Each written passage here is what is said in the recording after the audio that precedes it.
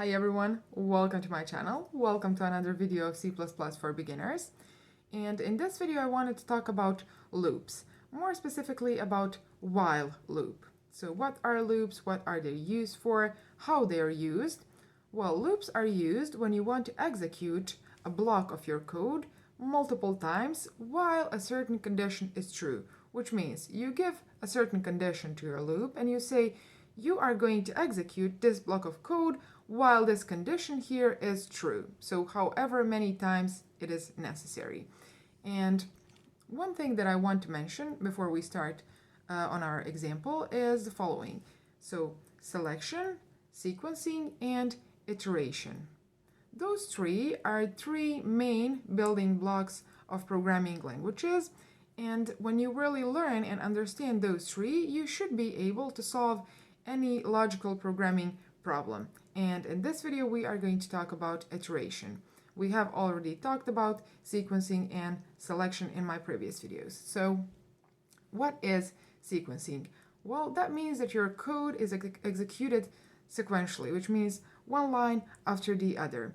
And then selection, that would be really when you want to select one part of the code rather than the another one, which means you are going to tell to your program under a certain situation it really has to select which block of code it is going to execute. The same would be when you, for example, come to a crossroad and then you have multiple ways in front of you, but you really have to select which one you are going to take because you cannot take all of them. And then iteration is going to be really iterating or executing multiple times a certain block of code, certain part of code, while a certain condition is true. So while a certain condition is fulfilled, you are going to execute the same block of code. So let's see our example now. So I'm going to paste the text of my program here. And this is our task. So it says that we have to write out all the numbers between 100 and 500 that are divisible by 3 and by 5. And how we are going to do that. First, I want to explain you the algorithm, so how we are going to solve this problem, and then we are going to translate that algorithm into our code. So this interval here, so this 100 to 500 interval, we are really going to iterate through all of the numbers of this interval, and we are going to do that using while loop. And then for each of those numbers, so for each value of our counter, we are going to check whether that counter value can be divided by 3 and by 5. And if yes, we will write out that value. If no, we are just going to continue to the next iteration. So as I already said, we are going to use while loop to solve this problem. And we are going to start our while loop with the counter value of 100, and in each iteration we are going to really increase the value of our counter, so 101, 102, and 3, and we are going to stop the execution of our while loop when this counter value comes from 100 to 501, which means 500 value of counter is going to be our last iteration through our loop. So the first thing that I'm going to do is I'm going to really declare a variable that is going to hold our current counter value. So I'm going to call it int counter like this. And initially I'm going to set the value of my counter to 100. Okay, so this is our initial value of our counter. And then let's see what is the syntax of our while loop. So we write out while like this. And then in these parentheses, we are going to put our condition. So how long our loop is going to execute. And then in these braces here, so in this curly brackets, we are going to put which block of code our while loop is going to execute while this condition here is fulfilled. And let's now fill these parentheses here. So as I've said, our counter has to go from 100 to 500, which means since it starts on 100 here, we have to say to our while loop that the execution of this block of code here really has to stop when our counter comes to 500 or 501. 500 is still valid value. So that we are going to say like this. So we are going to say counter like this. And then we are going to say there are two ways to write this condition. The first one is to say while our counter is less or equal to 500, or you could as well said while our counter is less than 501. So that is a valid situation while you're executing your loop. So while your counter is less than 501, or while your counter is less or equal to 500. I prefer it this way, but whichever way you put it is going to work. So now that we have put this condition here, we really can write out this code that comes in this while loop block. So what we are going to execute while this condition here is true. And that is going to be following. Inside this block of code here, we really have to check whether our current value of our counter is divisible by 3 and by 5. And if it is, we have to write out that number to our user. If no, we just need to continue to our next iteration of our loop.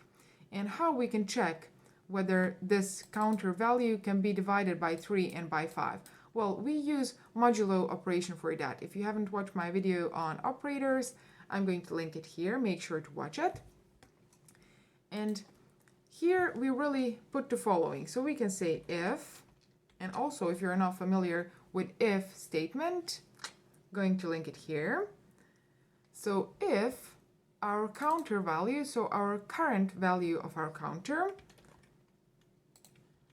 after you modulate it with 3, if the result of that is 0, that means that our number, so our counter, is divisible by 3. And we also have to check whether our counter is divisible by 5. As well, we use this modulo operation here. And we say whether our counter modulated by 5 is going to equal to 0. And if this condition here is fulfilled, we really have checked this part of our task. And if this part here is true, we have to write out that number. So in this situation here, I'm going to say cout like this. And I'm going to put inside here, let's see, we are going to write out the value of our counter like this. And we are going to write out is divisible like this. And let's put one end line after this line of code here, because we are definitely going to have multiple lines. So we want our lines to be formatted nicely. Okay, so this part of code here has really covered this divisible by 3 and 5 and write out that number if it is divisible by 3 and by 5.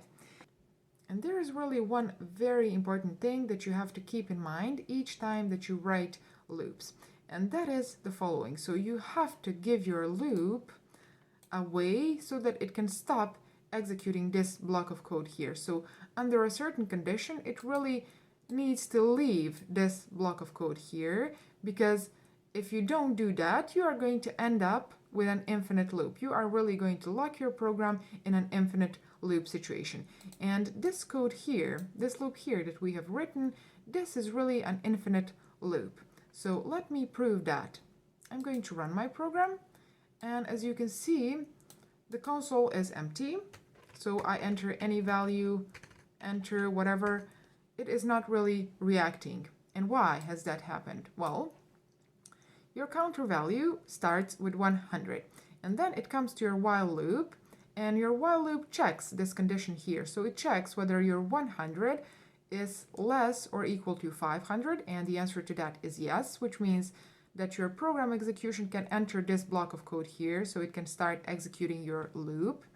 And then it comes here, and it says, please check whether my counter, which is 100, is divisible by 3, and the answer is no. So this part of code here is not even going to be checked because of the nature of this AND operator. It really needs both of these operands to be true in order for this expression here to be true, because this here is not true, it's false. 100 is not divisible by 3.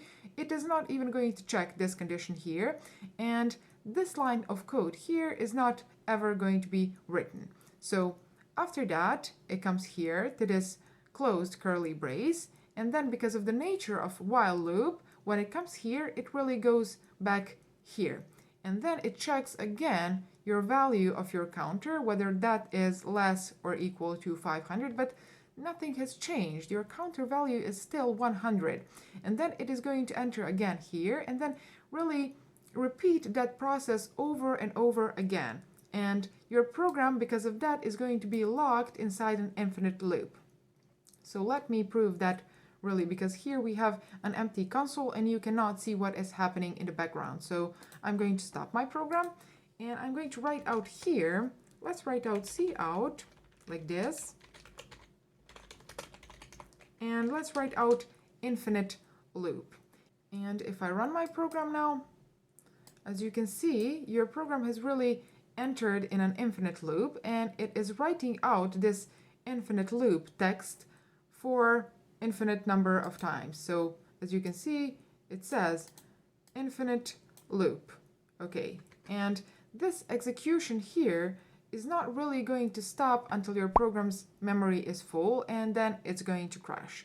So whatever code indicates that you had some code here, it is not ever going to be executed. So I'm going to stop this here, and I'm going to delete this part of code here because we don't really need it. What we need is we need to put here a certain code that is going to help our loop to really stop the execution at a certain point. And the code that we need to put here is going to be really following. It's going to be counter plus plus, like this. What this code here is going to do, in each iteration, it is going to check whether this condition here is true. If yes, it is going to write out this part of code here. And then in each iteration, it is going to really increase the value of your counter by 1, which means in your first iteration, it's going to be 100. After that, it's going to be 101, 102, 103, and it is going to really go until it comes to 500. That is going to be the last iteration of your program. And then when it comes to 501, this condition here is not going to be true anymore. And then your loop is going to check really whether 501 is less or equal to 500. And the answer to that is not going to be no. So your program is going to really stop the execution of this loop and come here and then really stop your program. So if I run the program now, I'm going to prove that. Okay, so this has been executed very fast. And as you can see, this is the result of your program. It has really written out all the numbers that are divisible by 3 and by 5. And you can check all of these numbers using your calculator if you want. So with this expression here, with this counter plus plus, we have really both iterated through all the numbers between 100 and 500 because we check our counter value here. And then also we have really given a way to our loop to stop the execution of this block of code here when this counter value comes to 501. And this is the result of our program. Okay, so I hope that you have liked this video. Any questions that you have, write those in the comments down below and I'm going to answer those. Make sure to subscribe to my channel and share it with all your friends, anyone who would like to learn programming, and I'm going to see you in my next video. Bye.